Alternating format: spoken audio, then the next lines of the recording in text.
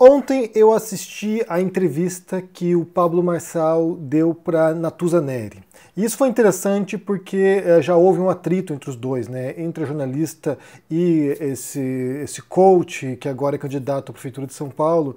Inclusive, no final da entrevista, o Pablo Marçal chamou a Natuza Neri na chincha para que ela se desculpasse de tê-lo acusado de ter propagado fake news durante as enchentes no Rio Grande do Sul, e ele disse que ele removeria o processo contra ela caso ela se desculpasse, e ela se recusou, dizendo que o que ela disse está mantido. E a gente fez um vídeo sobre isso na época, né, mostrando qual foi a fala da Natuza Neri sobre o Pablo Marçal e qual foi o ataque que ele fez a ela depois.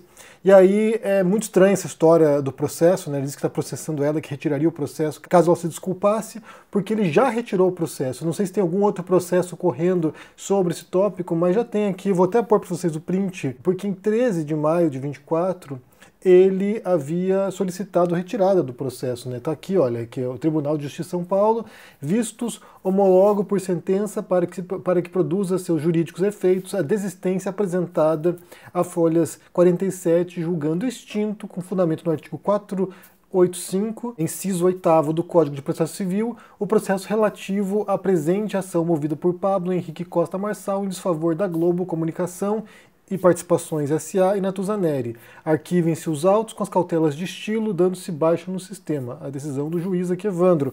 Então, me parece que ele já retirou na sequência do processo. Então, assim, ele entrou com o processo em maio, por causa da acusação feita pela Natuza Neri de que ele estaria propagando fake news, ele entrou com o processo e na sequência já retirou. Talvez haja algum outro processo, mas me parece que já foi extinto esse processo aqui sobre aquela situação em particular. Mas ele usou isso aí para confrontar a Natuza Neri e ela fincou a estaca ali do seguinte, olha, o que eu disse está dito, não vou voltar atrás, até porque ela estava certa nessa questão, né? Então, só para começar esse vídeo aqui, esclarecendo esse embate no final ali, e foi curioso ver o Pablo Marçal bem mansinho nessa entrevista, né? Já na sequência da repercussão com o Datena, que eu fiz um vídeo sobre isso essa semana, quando o Datena foi lá e a Natuza Neri o acusou de interrupting, que ele ficava o tempo todo interrompendo a Natuza, o Pablo Marçal estava bem mansinho, bem, sabe, cuidadoso, pediu desculpas quando interrompeu a Natuza Neri, ou seja, ele tentou mostrar uma outra imagem, até porque a repercussão do debate na Band não foi boa para ele. Eu vi aqui muita gente apontando que houve uma percepção muito negativa da participação do Pablo Marçal no debate, então talvez ele esteja tentando corrigir o curso aqui e tentar modificar um pouco a percepção das pessoas. Mas foi interessante ouvir essa entrevista para você perceber como certos elementos do discurso da extrema-direita, eles perpassam, diferentes agentes políticos, né? O Pablo Marçal repete coisas do olavismo, Foro de São Paulo, os comunistas, e eu quero pegar aqui um trechinho dessa entrevista para a gente ouvir o que ele fala sobre educação, até porque ele reproduz, né, essa ideia de que a escola é um local de formação de militantes. Vamos ouvir juntos aqui para entender aonde a gente vai chegar aqui ao longo desse vídeo. Então eu vou pôr aqui um trechinho da entrevista ontem, da entrevista feita por Natuza Neri com o Pablo Marçal, que é quando ele fala sobre a educação dele, né? Qual foi a percepção dele da educação. Antes nas escolas, e eu posso falar, assim, sem criar confusão, não estou a fim de criar problema com ninguém, mas eu quero aqui olhando nos seus olhos. Eu sou fruto de escola pública, sou filho de faxineira, meu pai é funcionário público aposentado, estudei a maior parte da minha vida em escola pública e eu aprendi algo. Idolatrar Karl Marx, a ficar com raiva dos Estados Unidos e criar essa guerra entre trabalhador e empreendedor. Olha, o Pablo Marçal, ele nasceu em 87, né? Então ele não é tão mais novo do que eu, e eu acho que ele pegou um período da escola que é muito parecido com aquilo que eu peguei. E eu fico imaginando em qual escola pública ele estudou, porque eu também estudei em escola pública, e eu fico imaginando qual foi a escola pública que ele estudou, na qual ele foi educado a idolatrar Karl Marx. Eu me recordo, talvez, de uma menção ou outra de Karl Marx ao longo de toda a formação educacional. Eu nunca vi doutrinação marxista nas escolas. Onde foi que ele foi ensinado a odiar os Estados Unidos? Até onde eu recorde, nas aulas de história havia um foco no Brasil e havia um foco em alguns eventos internacionais, então Segunda Guerra Mundial, havia, por exemplo, a Revolução Francesa, aqueles tópicos que você aborda para poder compreender o cenário mais macro, mas também não me recordo de nenhum tipo de estímulo a ódio aos Estados Unidos, e por fim ali o que ele fala é de estimular essa divisão entre pobres e ricos, também não me recordo disso. Então, assim, talvez a educação mais recente tenha partido para uma elaboração de um senso mais crítico da classe trabalhadora ou dos mais pobres, não, mas não me parece que seja o teor geral. Então, assim, a gente pode imaginar que esse momento no qual ele estudou, como eu falei, muito parecido com o meu, que ele tenha pego uma educação que é a tal educação bancária, né? Que você vai, senta lá e é ensinado uma série de matérias para você e você tem que ir lá fazer uma prova no final e muitas vezes, ou a maior parte das vezes, os alunos sequer internalizam nada, né? Então assim, as pessoas vão lá, estudam e voltam para casa e dane-se, uma vez que você fez a prova, você nunca mais precisa pensar sobre aquilo. Então, de onde ele tirou que ele precisava idolatrar Karl Marx, e se ele de fato um dia idolatrou Karl Marx, seria surpreendente. Então, assim, não sei de onde ele tirou isso. Nem sequer na universidade isso é feito, né? Então, assim, depende do curso, talvez tenha um viés mais de esquerda do que outro, mas no geral, na universidade, onde quer que você estude aí. Por exemplo, eu já falei várias vezes sobre isso aqui, eu fiz filosofia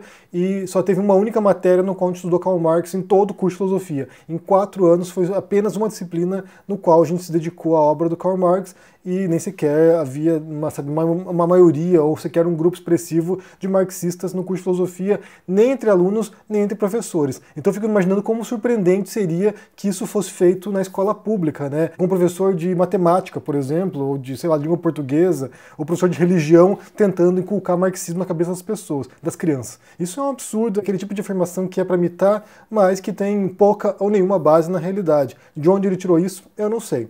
E aí, mais adiante, ele fala sobre o projeto que ele tem para a Escola Pública de São Paulo. E aí é interessante você perceber, talvez tenha funcionado a doutrinação esquerdista na escola dele, porque ele vem defender aqui uma ideia que é do Paulo Freire. É bem interessante, eu quero pôr para vocês aqui e depois a gente vai entender como isso se relaciona com a ideia freiriana. Aqui diz Pablo Marçal sobre o que ele pensa que deveria ser a educação das crianças. Esse aqui é o minuto 25. Mas eu quero ir para a saúde, porque eu sei que esse é um tema... Se você não entendeu, desculpa. Eu vi que você não gostou quando o Datena te interrompeu. Não, o senhor pode me interromper. Tá. Fique tranquilo. Então vamos lá. Eu vou deixar bem claro. A gente trata a pedagogia de um jeito e não tem andragogia no ensino brasileiro. Eu falei, acho que você não pegou aí, eu posso explicar. Só que a criança, na primeira infância, a gente dá muita teoria para ela. E a gente tem que colocar a pedagogia, que é ser lúdico. Pedagogia significa isso, ensino para criança. Andragogia é ensino para adulto. Aqui no Brasil parece estar invertido. A gente soca a teoria, a gente tem um professor para muitas crianças, é por isso que elas estão só numa ocupação e algumas numa recreação. Para você alfabetizar alguém, você precisa de fazer o quê? Você precisa levar para a prática.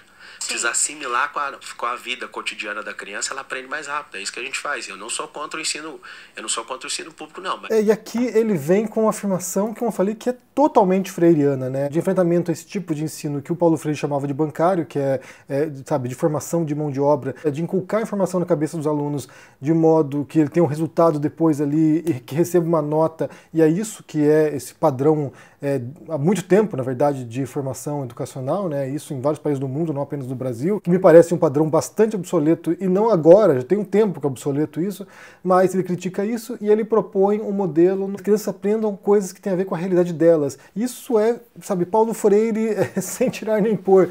É claro que a perspectiva do Marçal é totalmente distinta, ele tem essa visão de coach, de empresário, de, sabe, de liberalismo tosco dele, mas na essência a mensagem é a mesma. E aqui a gente pode perceber como as ideias elas estão transitando sem que sequer as pessoas darem conta do que elas estão falando muitas vezes, né? A gente incorpora ideias de certos autores, de certos grupos, de certas ideologias, e elas estão se fundindo, se cruzando, e às vezes leva a pessoa a falar uma coisa que é, como eu falei, Paulo Freire, no sentido mais estrito possível, sem que ele se dê conta disso, e sem sequer que ele dê valor a isso, na verdade, né? Porque suponho que o Pablo Marçal, com esse discurso dele de idolatria a Karl Marx na escola pública, eu suponho, na verdade sei disso, que ele tem esse espírito que é um espírito do bolsonarismo, que é um espírito da extrema-direita no mundo, que é, em essência, anticomunista, de enfrentar o fantasma do comunismo, né? Como se houvesse qualquer tipo de ameaça real, como se houvesse qualquer tipo de iminência de uma revolução comunista no Brasil ou no mundo no geral, né?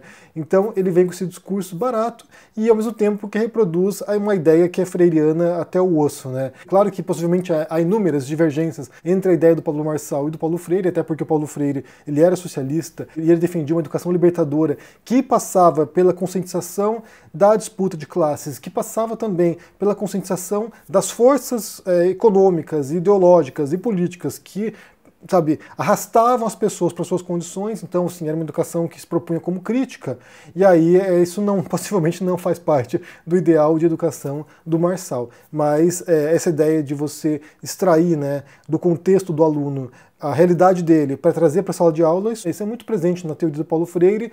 É claro que o método dele não era voltado para crianças, era para a educação de adultos, né? Então, assim, ele tinha essa ideia de educar adultos que eram analfabetos no Brasil, então não foi aplicado, até onde eu saiba, de nenhum modo sistemático o método do Paulo Freire no Brasil. Ele serve como inspiração para modelos democráticos escolares, serve como inspiração para outros países, muitas vezes, né? Eu sei que na Finlândia parece que tem um núcleo muito grande de pedagogos de linha freiriana, então assim, isso foi usado como referencial para essa educação crítica, reflexiva, que tente compreender os mecanismos históricos e que seja engajada. Isso, como eu disse, até onde eu saiba, jamais foi aplicado de maneira sistemática na educação pública no Brasil. Até uma crítica, né, feita pela extrema-direita, pelos olavistas, suponho que pelo próprio Pablo Marçal também, de que o Paulo Freire tomou conta das escolas no Brasil. Isso não é verdade, mas é curioso, como eu falei, essa mescla de ideias, né, como as ideias estão se cruzando, sem que a pessoa sequer tenha ideia de onde surgiu aquela inspiração.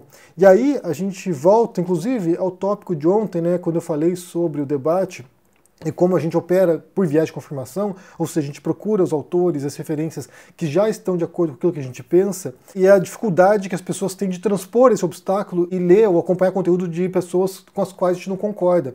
E como é importante fazer esse esforço, justamente até para poder estimular o senso crítico, e mesmo para criticar a gente precisa saber o que a pessoa disse. Por exemplo, ao longo desses anos aqui, eu dediquei boa parte do meu tempo, muito mais para ouvir pessoas que eu discordava do que para, inclusive, acessar aquilo que eu concordava, porque estava acompanhando o bolsonarismo, estava acompanhando o olavismo, estava acompanhando o trumpismo, ou seja, estava pesquisando sobre figuras que repudio, de modo a compreender aquilo que elas diziam e poder fazer uma crítica pertinente de acordo com aquilo que elas realmente diziam. Porque é muito fácil você atacar factóides, é muito fácil você atacar aquilo que você acha que a pessoa disse, ou aquilo que você distorceu para que seja mais fácil você atacar, que em essência, a ideia da falácia do espantalho, né? Que é você adulterar a ideia da pessoa, adulterar o argumento da pessoa para que você ataque uma falsa ideia, uma ideia distorcida, porque ela é mais fácil de ser refutada do que a ideia original da pessoa. Então, nesse sentido, esse esforço é um esforço tremendo, é um esforço que eu acho que é louvável e que a gente deveria nos propor mais. E falando em Paulo Freire, daí vale pôr aqui um trechinho de uma entrevista que ele deu, eu não sei quando foi isso, mas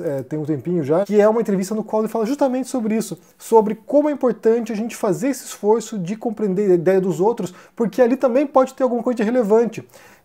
Ele parte de uma postura que é quase socrática, né, de ceticismo metodológico, inclusive, de que eu posso estar errado naquilo que eu defendo, que é uma postura que dogmáticos geralmente não tem. Então, assim, como um pedagogo que visa, né, uma educação libertadora, uma educação crítica, o ponto de partida é sempre esse. Eu posso estar errado. Eu tenho minhas ideias, eu tenho meu projeto, eu tenho minha visão de sociedade, mas eu posso estar errado e talvez o meu opositor possa ter razão em algum aspecto específico, e isso pode contribuir para que eu possa revisar minha posição e incorporar isso para que isso sofistique a minha mensagem, a minha ideia. Então, eu vou deixar para vocês aqui um trechinho dessa entrevista, porque eu achei muito interessante o modo como Paulo Freire explica isso, desde uma perspectiva socialista democrática, e aqui ele fala sobre como enfrentar esse viés de confirmação, que foi o tópico de ontem, né? Vamos ouvir juntos aqui o Paulo Freire falando. Me lembro de que escrevi um artigo um dia